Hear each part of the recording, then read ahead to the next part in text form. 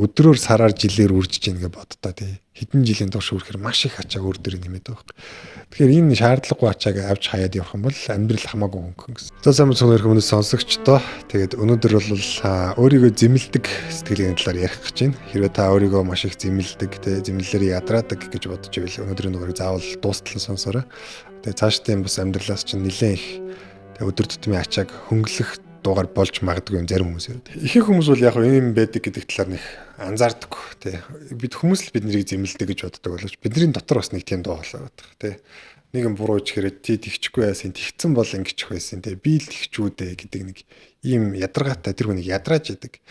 За өөрийгөө шүүмжлэхээс бол өөр байгаа хэрэг. Өөрийгөө шүүмжлэхэд хүн чинь нэг юм за миний буруу энэ байна, тийм байна гэдгийг ойлгоод ингэ явчих болно шүү дээ. Тэнгүүд одоо өөрийгөө шүүмжлэх юм бүр хэтэрсэн хөлбөртэй маш их юм ялалж идэг, зэмлж идэг, үр дүнгүүгээр маш их одоо зовоож идэг ийм зүйл гэсэн үг. Бид нар ингээд хажууд хүмүүсээ зэмлэх ёстой гэж боддог. Бурууг залруулж чинь гэж боддог. Тэнгүүд одоо тэгээ хамт амьдарч байгаа хүмүүс бол нөхрийгөө 10 алдаа гаргахад, эхнэрийгээ 10 алдаа гаргахад 10-ыг хэлж өгөх гээд байдаг. Тэгээ нөөдхөө сайжруулж чаа гэж бодож байгаа. Гэтэл бид нар ингээд зэмлэхгүй дугаа өнгөрөх юм бол магадгүй 10-аас 2 нь үлдээд 10-аас 8-ыг нөгөө хүн чинь бол өөрөө засчдаг байхгүй. Тэгэхээр бид нэр тэр болгон дээр ингээд хилээд тахаар зарим дээр нь хэрүүл болчихно. Зарим дээр нөгөөх нь гомдчихно те. Зарим дээр дургуй нь хүрээд яваад байна. Гэх мэт иймэрхүү шаардлагагүй юм зэмлэл үүсгээд байна. Тэгэхээр бүгдэн дээр нь дугаан горч. Тэгээд давтагдаад байгаа дээр нь те эвтихнэр хэлнэ. Зэмлэхгүй. Эвтихнэр хэлэх тусмаа үр дүнтэй. Нөгөө хүн чинь засах дээр ажиллана. Зэмлж байгаа тохиолдолд бол нөгөө хүн чинь ер нь өөрийгөө хамгаалах талаас л толгойн ажиллана шүү. Яг багасаа ингээл нөгөө миний одоо өссөн орчин угаасаа Монголд бол энэ бол айгүй нийтлэг байдаг зүйл те. Тэгэл ихчтэй зэмлүүлэн, ахтай зэмлүүлэнтэй ингээл аав ээжтэй гэдэг ч юм уу монголчууд юм байна. Тэнгүүд би бас л яг тэгж л бодож өссөн. Тэгээ алдааг ингэж сайн хэлэхгүй бол ингээд давтагдаад байдаг. Тэнгүүд юм болгон дээр ингээл одоо те бид нэр дүүгээ шийтгэх юм бол дүү чин дарлалд амьдарч те эхнэр нөхөр бие биенийгээ тэгээд юм бол бас сэтгэл зүйн юм одоо хүчирхийлд амьдарч байгаа юм. Тэгэхээр нөгөө энэ дэр би бол энийг одоо тий ухаарснаас хойш багын имийг ингээд зэмлээд ах шаардлагагүй амар. Тий одоо жишээ нь манай эхнэр бит хоёр нэг юм шинээр сурж байгаа. Тэр нь тий хин нэг нь маш юм мангар тий учир шалтгаан логик айгүй муутай ч юм уу санаачлаг гарах юм бол тэн дээр зүгээр л окей тэг гэж хэлчихдэг. Тэгвэл нөгөө хүн хэсэг байжснаа за дэмий ч юм уу гэдээ өөрөө шийдэл болчихж байгаа юм.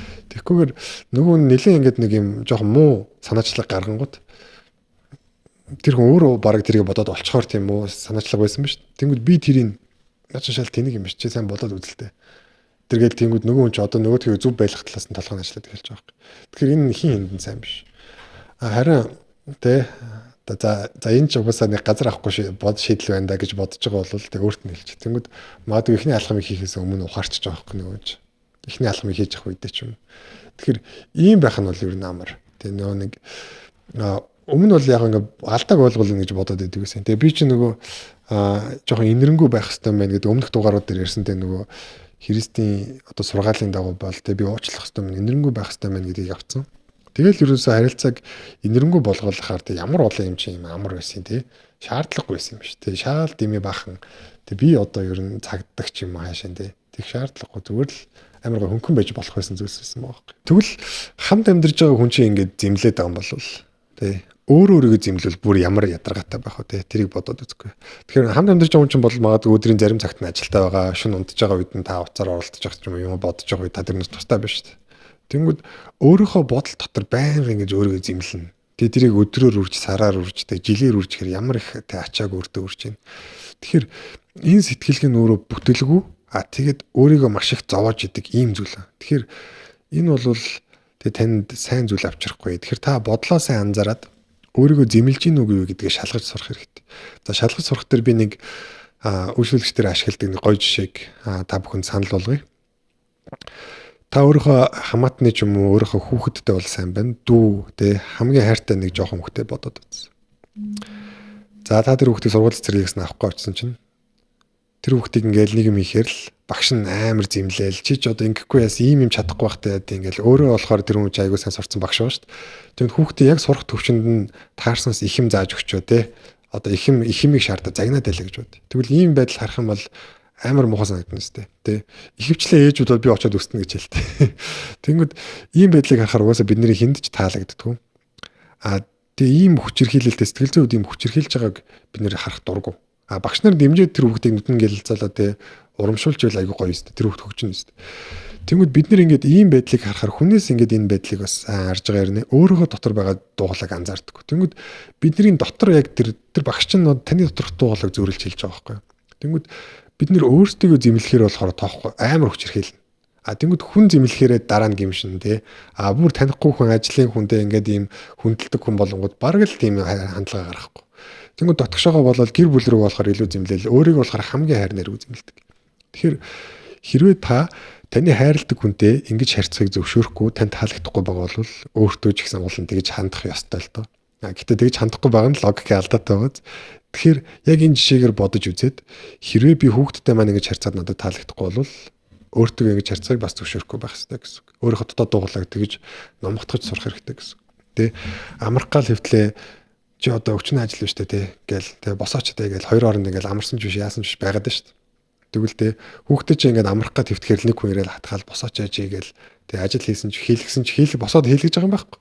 Тэ амрааж байгаа юм байхгүй. Ийм байлгаад байвал танд ямар санагдах вэ? Энийг зөвшөөрөхгүй гэвэл өөртөө бас битгий зөвшөөр. Тэгэхээр магадгүй ажлын цаг нь тодорхой. Тэ магадгүй нэгдээс 5 дахь өдөр ажиллана. За хагасан буцанд бол ямар ч гимшгүйгээр амарна тэ. Тоглоом тоглолтод бол гимшгүйгээр тоглол. Кино үздэг бол гимшгүйгээр үз тэ. Яг нэг юм энэ хуваартай ээлжтэй байх хэрэгтэй гэсэн. Тэгэхээр яг энэ шалгуураар тэгээ миний хүүхдэд тохиолдвол би зөвшөөрөх үү гэж үзэж хагаад тэгээд тэр дуу хоолойд одоо англиад үз. Тэгээд дахиад л яг цаасан дээр бичих хэрэгтэй. Буулгах хэрэгтэй. Тэгэд бас яг адилхан дахиад хэдэн зуун удаад би бичих хэрэггүй. Нэг 4-5 удаа та бичээл яг ямар дуу хоолойд амгаалаад гэдгийг анзаараад эхэлдэг. Ингэж л зэмлээд байд юм байна гэдэг. Тэд нарыг нэрлэлчтэй зэмлэлтэй яллалттэй ингээд дими ятгалаг гэдэг ч юм ингээд өөрөө та нэрлэж тэнгүүдээ нөгөөдөг ч ороод ирлээ. Одоо яг нөгөөдөг ч ороод ирлээ ажиллаад цаашаа ингээд автана. Гэхдээ зүгээр л та тэрийг нэрлээл ялгаад мэддэг болох үед л тэр бодол хүчгүй болж идэг. Ер нь бол баг ажлын 50% гэдээ ойлгосон ч бол баримжаал бол цаашаа үлдсэн 50%-ийг та давтаж өөртөө тэр нөгөө тэр ч одоо олон жил үргэлжилсэн учраас дахин орж ирээд байна гэсэн.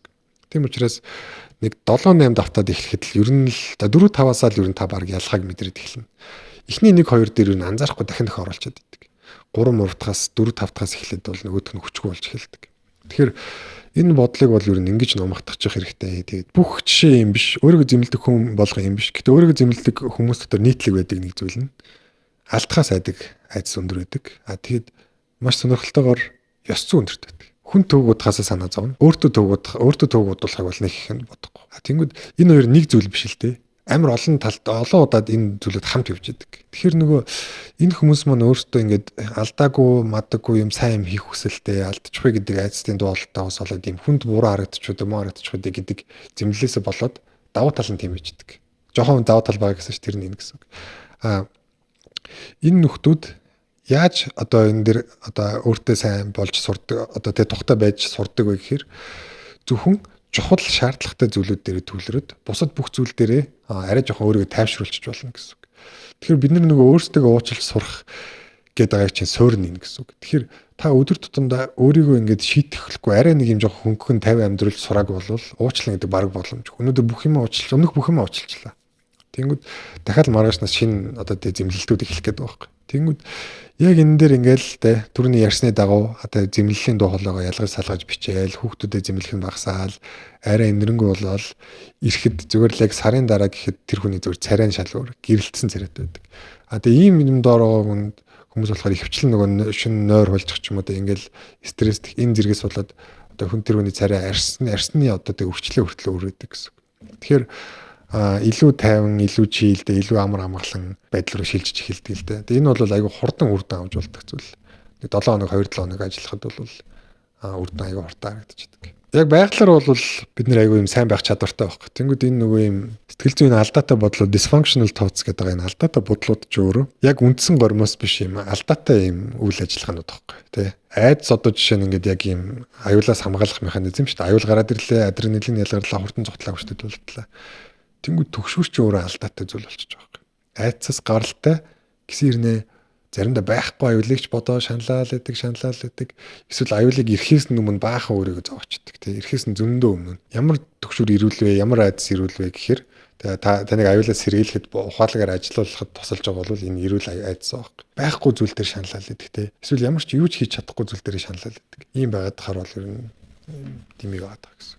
Манай ихнэр надад нэг удаа Библийн ишлэл харуулсан. Сатан хүмүүсийг бурхны өмнө өдөр шөнөгүй зэмлэж идэг. Тэгээ тэрийг уншаад араас нь яг надад энэ талаар бодогдсон л доо. Тэгвэл бурхан үдээ яаж ярьдсан юм бол. Тэгээ яг тэр мөн чанаруудыг судлаад үзэхээр бурхан ингээл тэг яг хүний аав ээж шиг ингээл хүнийг алдсан үнийг тэр дорн зэмлээд ингээд дийлэхгүй ачаа өрөлдөггүй. Босгоол ирдэг те. Урамшуулдаг те. Зөрөгтэй бай гэдэг бүү ай гэдэг те.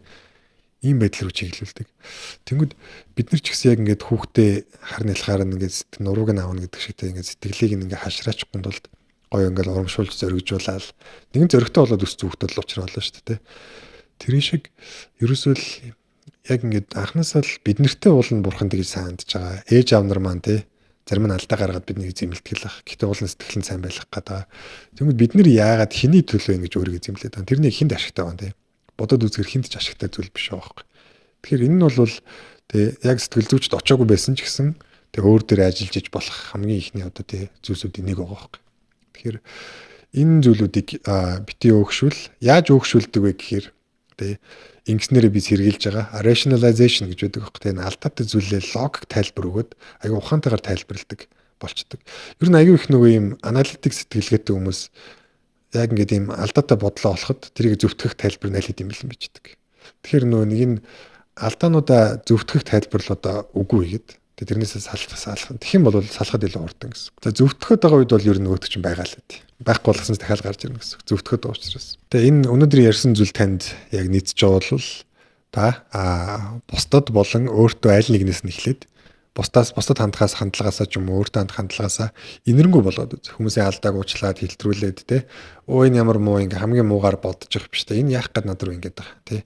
Энэ ямар санаатай ингээд энэ гэхийн оронд зөвхөн хамгийн гайгүйгээр нь бодоод хэлтрүүлээд ингээд яваад. Тэнгүүд ихэнх хүмүүс яг үндэ та зөрчил үүсгэх шаардлагагүй. Таны амьдралаас хол хүмүүс зөндөө байгаа.